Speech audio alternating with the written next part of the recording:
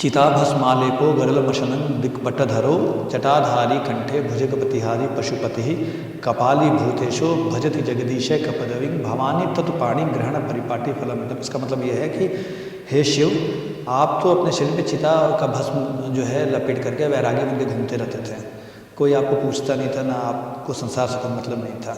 ये तो माता पार्वती माँ तुम हो जिसने उनके साथ विवाह कर लिया और इसके वजह से वो अब जगदीश बन गए, संसार के मालिक बन गए।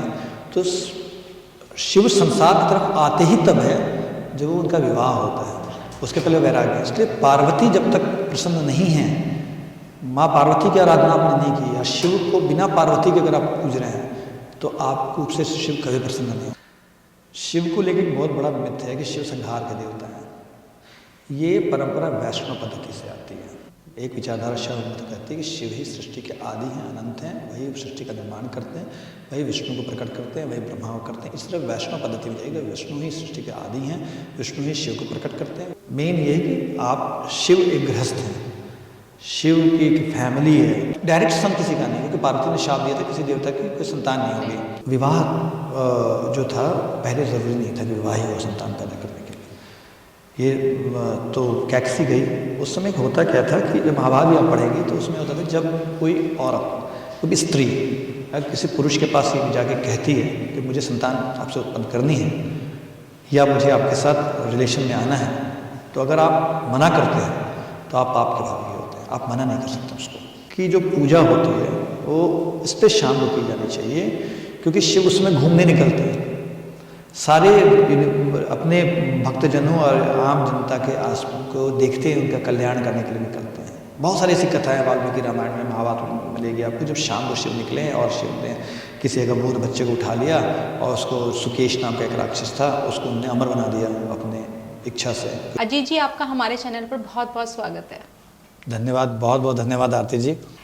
शिव जी की पूजा करें तो क्या ज़्यादा अच्छा तरीका है उनकी पूजा करने का? शिवलिंग की पूजा करें या शिव पार्वती की तस्वीर या मूर्ति लगा के उसकी पूजा करें? देखिए, शिवलिंग में केवल शिव नहीं है, वह पार्वती भी हैं। फिर शिवलिंग में जो लिंग है और उसके नीचे जो घेरा वो योनि है, वो पार्वती हैं। तो शिवलिंग अपने आप में शिव पार्वती दोनों हैं। अब शिव पार्वती की मूर्ति की पूजा ज़्यादा बेहतर है या शिवलिंग की पूजा ज़्यादा बेहतर है, इसको लेकर महाभारत में बड़े अमेजिंग एक स्टोरी है। इसको जयद्रथ पर्व कहते हैं इसको। उसमें ये था कि जयद्रथ जो था वो दुर्योधन का जो था वो जीजा था और दुश्शला जो उसकी बहन थी उसका। तो उसने जंगल में द्रौपदी का अपहरण करने की कोशिश की, तो पांडवों ने पकड़ लिया। तो उसको जब मारने लगे तो युधिष्ठिर ने बोला इसको छोड़ दो, कुछ भी हो तो दुश्शला हमारी बहन है, हम नहीं मार सकते हैं। तो छोड़ दिया गया, उसके 5 चोटियाँ बना करके। तो अपमान के साथ वो गया शिव जी की आराधना करने के लिए। उसने शिव जी की आराधना की और शिव जो प्रसन्न हुए तो बोले कि मुझे पांडवों को मारने का वरदान चाहिए। तो उन्होंने बोला पांडवों को मार नहीं सकते हो तुम। तो बोले ठीक है, मेरे को पांडवों को पराजित करने का वरदान दीजिए। बोले तुम चारों अर्जुन को छोड़ के किसी को भी पराजित कर सकते हो। बोले ऐसा क्यों? बोले एक तो अर्जुन विष्णु का अवतार है, जैसे कृष्ण अवतार है वैसे विष्णु के अवतार हैं। दूसरी बात है कि अर्जुन को कोई मैं भी पराजित नहीं कर सकता। अर्जुन बहुत बड़ा वॉरियर था, वो मेरे बराबर है। तीसरी बात है कि अर्जुन ने मेरी तपस्या की थी शिवलिंग की आराधना करके और तुमने मूर्ति से आराधना की है, तो मेरी जो शिवलिंग से आराधना करता है वो मेरा श्रेष्ठ भक्त होता है। तो मैं तुमको बस इतना वरदान दे सकता हूँ कि तुम बाकी चारों पांडवों को एक दिन के लिए पराजित कर पाओगे, लेकिन अर्जुन को किसी उपाय से तुमको बाहर पराजित नहीं कर पाओगे। तब वो चक्रव्यूह का जो घटना जो घटती जिसमें अभिमन्यु होता है, तो वो सुशर्मा जो है वो त्रिगर्त का नरेश जो है वो ले जाता है, अर्जुन को दूर ले जाता है और ये चारों पांडव, बाकी पांडव है वो अभिमन्यु साथ घुसने की कोशिश करते हैं। जयद्रथ रास्ते में रोक लेता है और वो दिन भर में उनको हरा देता है। तो शिव जी का वो वरदान घटित हो जाता है। इसमें मूल ये है कि शिवलिंग की पूजा जो है वो शिव और शक्ति दोनों की एक साथ पूजा है और दोनों एक दूसरे से जुड़े हुए हैं। तो शिव जी ने जब खुद ही कह दिया ये बात कि मेरे शिवलिंग की पूजा पहले करो, बाद में मूर्ति भी कर सकते हो, तो शिवलिंग की पूजा हमेशा करनी चाहिए। कैसे करनी चाहिए? देखिए, शिवलिंग की पूजा करते समय सबसे पहले तो ये ध्यान देना है कि शिव जी को क्या क्या पसंद है ना। शिव जी ना परंपरा के देवता नहीं है, ईश्वर नहीं है, किसी परंपरा में बिलीव नहीं करते हैं, ना वैदिक यज्ञ परंपरा में उनका कोई स्थान था शुरू में। तो शिव जी को आप जो भी चढ़ाना चाहते हैं शिव जी सहर्ष स्वीकार कर लेते हैं। बेलपत्र चढ़ाने की परंपरा है, बेलपत्र किसी देवता को नहीं चढ़ता है ना। धतूरा चढ़ाते हैं, है ना, धतूरे का फूल चढ़ाते हैं, और बहुत लोग भांग चढ़ाते हैं। भांग चढ़ाते और भांग खाते भी हैं। शिव जी भांग का सेवन नहीं करते थे। आजकल तो बहुत सारे होते शिव जी के नाम पे गांजा पी रहे हैं लोग, शिव जी के नाम पे लोग नशा कर रहे हैं। शिव जी नशा नहीं करते। शिव जी की जो भांग चढ़ाने का रीज़न ये है कि जब हलाहल विष्णु ने पिया था तो पार्वती जी ने नीलाकंठ हो गया, जलने लगा था, तो उन्होंने भांग का लेप यहाँ लगाया था जिससे उनको थोड़ा ठंडक मिली थी। तो शिव जी शिव जी बने किस चीज़ से हैं, सबसे बड़ी बात है। शिव जी के अंदर में हमारे साथ ब्लड तो नहीं होगा, है ना, हड्डी होगी, क्योंकि वो ईश्वर है। तो शिव जी कंप्लीट एनर्जी हैं। और शिव जी की जो 3 आँखें हैं उसमें एक सूर्य है, एक चंद्रमा है और अग्नि है तीसरी नेत्र। शिव जी के अंदर में केवल अग्नि है, अग्नि तत्व बहुत गर्म है, हॉट है शिव। तो शिव को हमेशा ठंडे जगह, शिव जी का पूरा आप आवरण देखिए, शिव जी कहाँ रहते हैं, कैलाश में रहते हैं, जो सबसे ठंडा जगह है। शिव जी जो हैं वो उनके ऊपर गंगा जी बैठे हुए लगातार उनको ठंडा कर रही हैं, है ना। तो शिव जी जो भी चीज़ खा रहे लेना चाहते हैं, जो भी चीज़ अर्पित किया जाता है वो तासीर से जो है आयुर्वेद में ठंडा होता है। धतूरा भी तासीर से वो ठंडा होता है।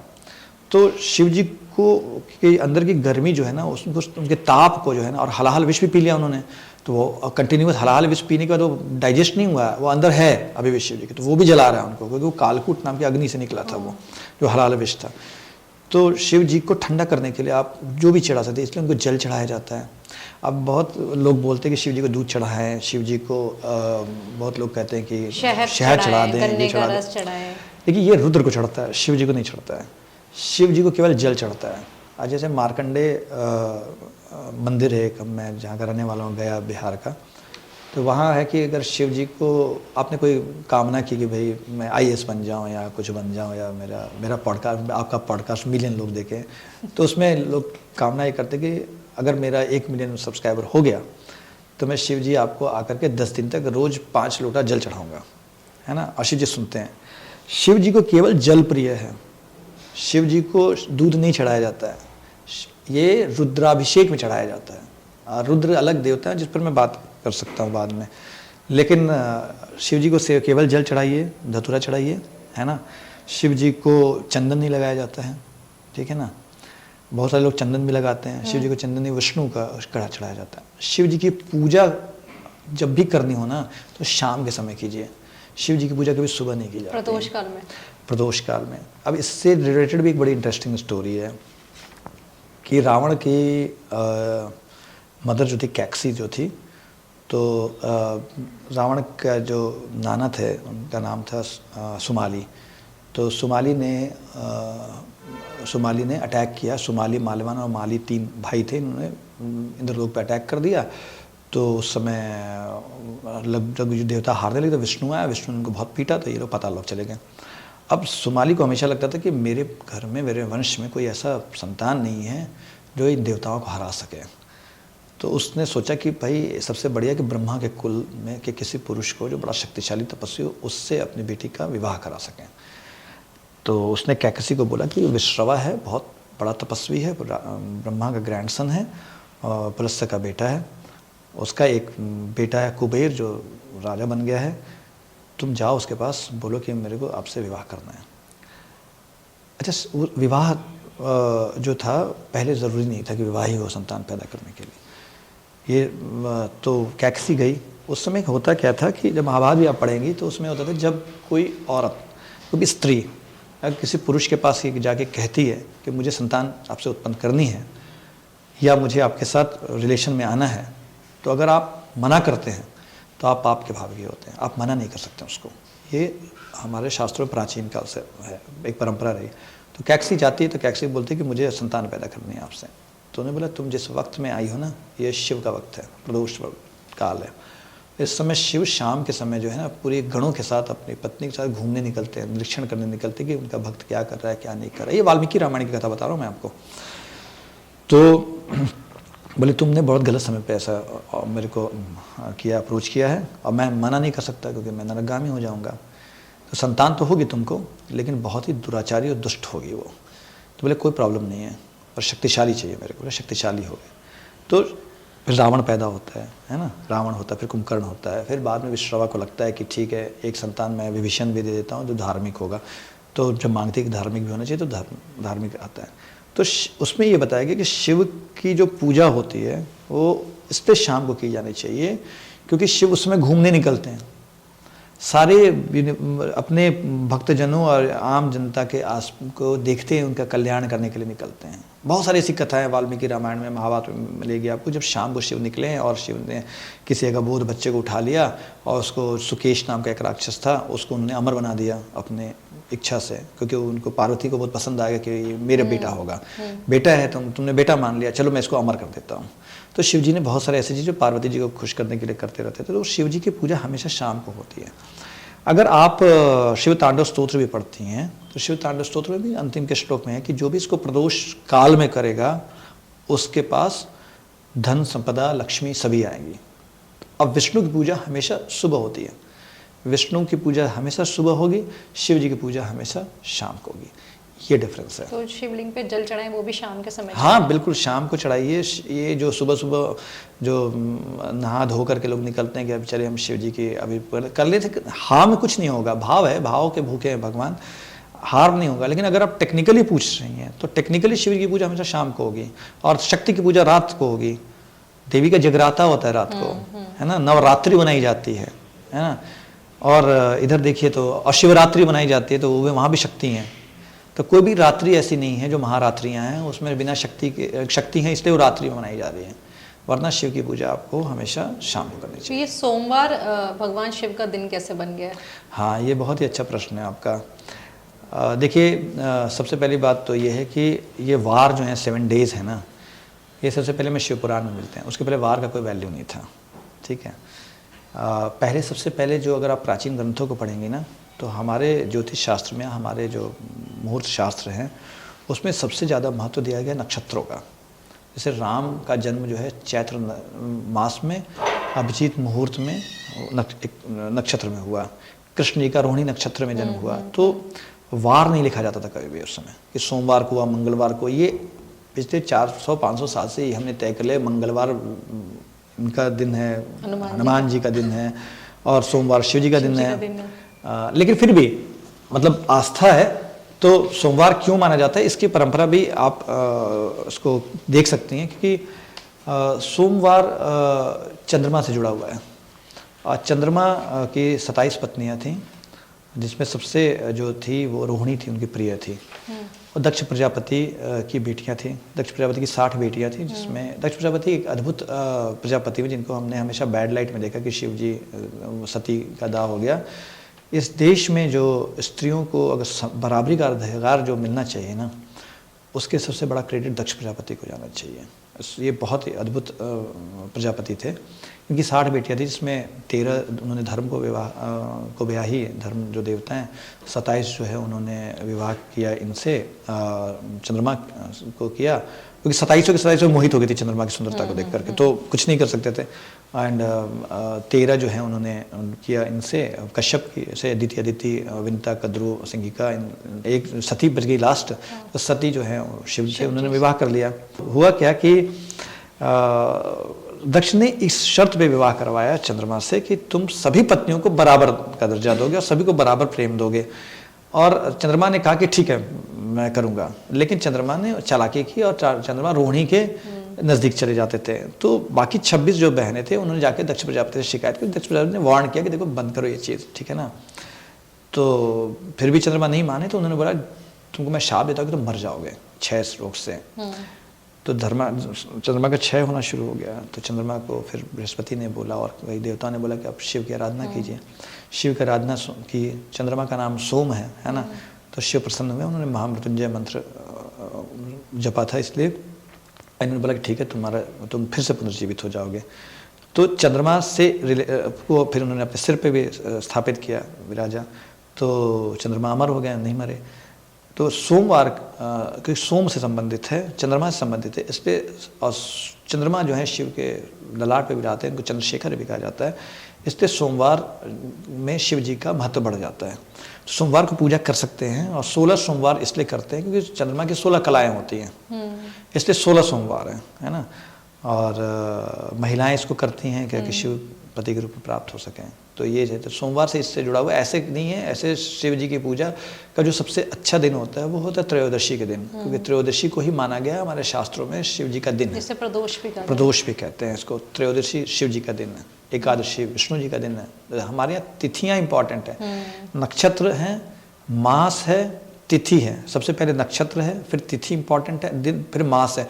और ये जो 7 डेज है ना, ये बहुत बाद में आए हमारे शास्त्रों में। तो शिव जी की कौन कौन सी तिथियां हैं जो शिव जी को समर्पित मानी जाती हैं? देखिए, शिव जी की तो सबसे महत्वपूर्ण त्रयोदशी ही है, जिस दिन कर सकते हैं आप पूजा।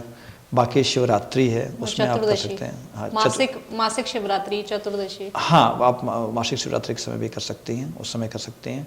वो चतुर्दशी का जो दिन होता है, तो त्रयोदशी और चतुर्दशी साथ साथ ही होते हैं। तो वो एक्चुअली संधि बेला है, तो इसलिए महत्वपूर्ण होता है। और यूजुअली आप शुक्ल पक्ष में करें तो ज़्यादा पावरफुल होगा। ये पक्ष भी इम्पॉर्टेंट होता है, शुक्ल पक्ष में चंद्रमा पावरफुल होते हैं। तो चूँकि चंद्रमा हमारे मन का कारक है, तो हमारा मन जो है वो जब तक स्थिर नहीं होगा तब तक हम पूजा नहीं कर पाएंगे। इसलिए शुक्ल पक्ष को ज़्यादा महत्वपूर्ण माना गया हमारे शास्त्रों में, कि हमारा मन स्थिर होता है। शिव जी को प्रसन्न कैसे किया जा सकता है?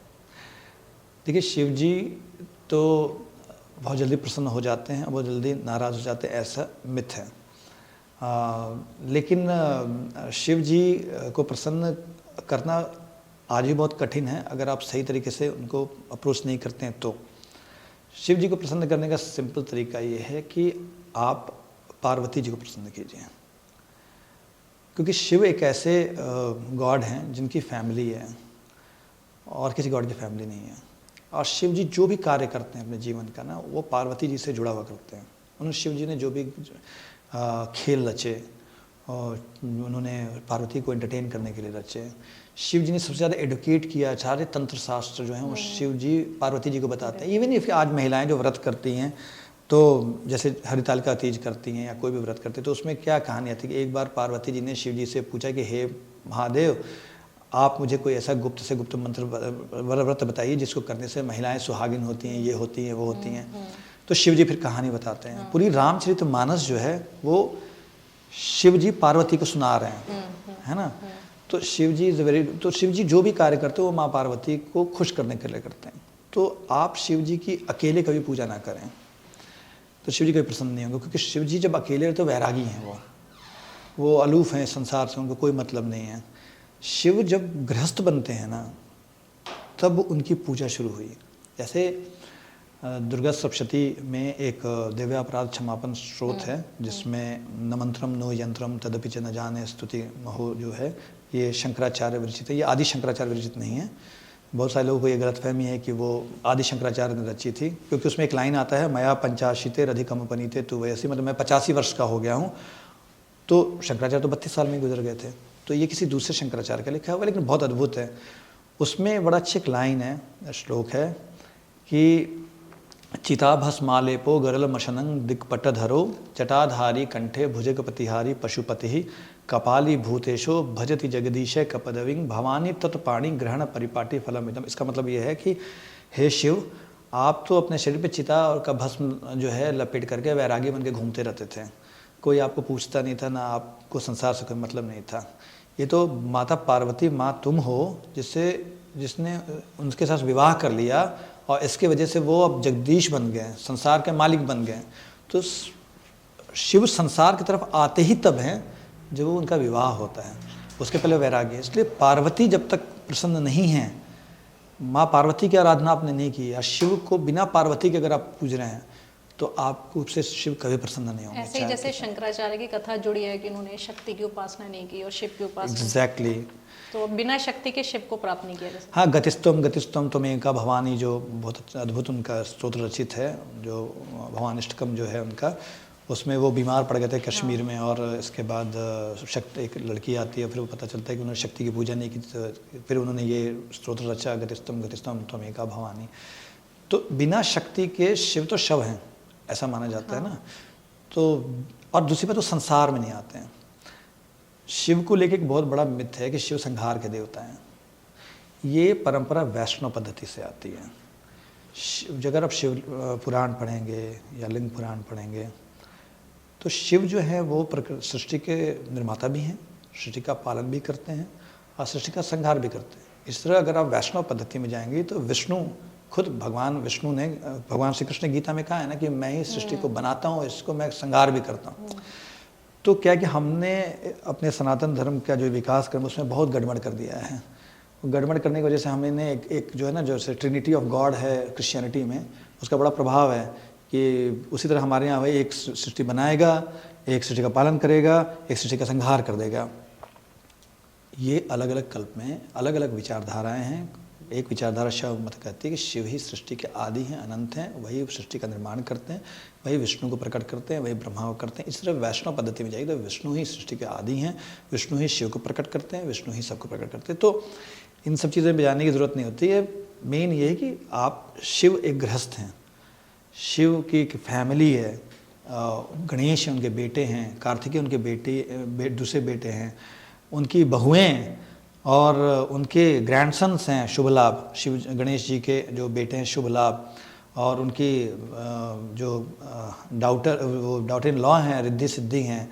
ऐसी फैमिली, ऐसा फैमिली मैन पूरे सनातन हिंदू धर्म में एक भी गॉड नहीं है। विष्णु की संतान नहीं है, ब्रह्मा जी की संतान नहीं है ना भाई। किसी भी जो ओरिजिनल गॉड है, अवतार को हटा दीजिए आप, जैसे राम और कृष्ण को जो उनकी संतान है, किसी भी गॉड के, इंद्र का एक बेटा जयंत है ना, इसके अलावा उसके बारे में कोई जानकारी नहीं है। कोई डायरेक्ट सन किसी का नहीं, क्योंकि पार्वती ने शाप दिया था किसी देवता की कोई संतान नहीं होगी। तो शिव की फैमिली है। तो इस अपने घर में कभी भी आपको शिव की पूजा करनी है तो हमेशा शिव फैमिली को रखिए, अकेले शिव की कभी पूजा मत कीजिए। ये तरीका है। शिव जी को आपका प्रेम चाहिए, भोलेनाथ हैं वो। भोलेनाथ के साथ आप सिस्टम करेंगे तो भोलेनाथ तक आप पहुंच ही नहीं पाएंगे, उसी चीज़ में आप फंसे रह जाएंगे। तो आपको भजन कीजिए शिव जी का, कोई मंत्र ले लीजिए जो शिव जी का, शिव शिव ही जपिए, रोज़ जपिए उनको। शिव जी का अगर आपके घर में शिव दरबार है तो आप ये देखिए कि शिव जी आपको देख रहे हैं कि नहीं देख रहे हैं। यूजुअली क्या होता है कि मैं आपको देख रहा हूँ, है ना, पर मैं कभी ये फील नहीं करता आप भी मेरे को देख रही हैं। जब जिस दिन ये फीलिंग आएगी ना, उस दिन आपके अध्यात्म में परिवर्तन, आपके आंतरिक जगत में परिवर्तन होगा कि आपको शिव देख रहे हैं। तब आपके अंदर जगत में शिव परिवर्तन लाने लगे। किसी भी देवी देवता की अगर आप पूजा करते हैं, अगर आपके पास तस्वीर है तो आप ये नहीं देखिए कि आप उनको देख रही हैं, आप देखिए वो आपको देख रहे हैं। फिर देखिए आपके अंदर में कैसे परिवर्तन आएगा। तो शिव जी के पास आप बैठे, उपासना कीजिए। और लास्ट में बताता हूँ शिव जी की पूजा करने का सबसे अच्छा तरीका क्या है। शिव जी के सबसे बड़े भक्त हैं नंदी। नंदी से बड़ा कोई भक्त नहीं। शिव जी के हर मंदिर के सामने नंदी बैठे रहते हैं। कैसे बैठते हैं नंदी? नंदी चुपचाप बैठे हुए हैं, स्थिर हैं, और उनकी पूर्ण कान खड़ा है शिव जी की तरफ, वो सुनने के लिए, एक एक चीज शिव जी की सुनने के लिए। नंदी भक्ति के पराकाष्ठा हैं, उनको कहीं नहीं जाना है, वो सब जगह से आके बैठ गए हैं। आप इसे सबसे बड़े उपासक, उपासना करने का मतलब होता है आप किसी के साथ बैठना, अपने आराध्य के पास बैठने को उपासना करते हैं। तो शिव जी के पास आप बैठ जाइए, बिना किसी रेस के, बिना किसी सोच के। आप बस 15 मिनट बैठे रहिए शिव जी के पास। सोचिए कि आप नंदी हैं, आपको कहीं नहीं जाना है। आपके जीवन में परिवर्तन शुरू हो जाएगा। आपको मंत्र भी आ जाएगा, शिव खुद दे देंगे आपको कौन सा मंत्र जपना है। ये सब आध्यात्मिक बातें हैं जो कि जीवन में हम कर्मकांड की वजह से भूल गए हैं। नंदी से अच्छा कोई उदाहरण नहीं है, और सारे शास्त्रों के ज्ञाता नंदी हैं, क्योंकि शिव जी को सुन रहे हैं। शिव जी जो बोले वो सारा कुछ ग्रहण कर रहे हैं, वो शिव जी को देख रहे हैं वो लगातार अपलक। तो इसलिए नंदी का महत्व है। नंदी का महत्व इसलिए नहीं कि भाई नंदी के कान में बोलेंगे वो जाकर के हमारा सब कुछ कर देंगे। नंदी से ये सीखना चाहिए हमें कि स्थिर होके अपने ईश्वर के पास बैठना कैसे है, गुड लिसनर कैसे बनना है, रेस से कैसे निकलना है। इसलिए नंदी की तरफ पूजा कीजिए, वो चीज़। बाकी तो पूजा की प्रथाएं हैं कि भाई आप उनको भस्म लगाइए और उनको फूल चढ़ा दीजिए और उनकी आरती कर दीजिए, ओम जय शिव ओंकारा, सब अच्छा है, कोई गलत नहीं है। लेकिन ओम जय शिव ओंकारा कर रहे हैं और याद रहा कि मेरे बाहर चप्पल छूटा हुआ है, मंदिर के बाहर। तो फिर या तो चप्पल का ध्यान कर रहे हैं आप, शिव नहीं है आपके सामने। ये आपने हमसे बात की, आपको बहुत बहुत धन्यवाद। Thank you.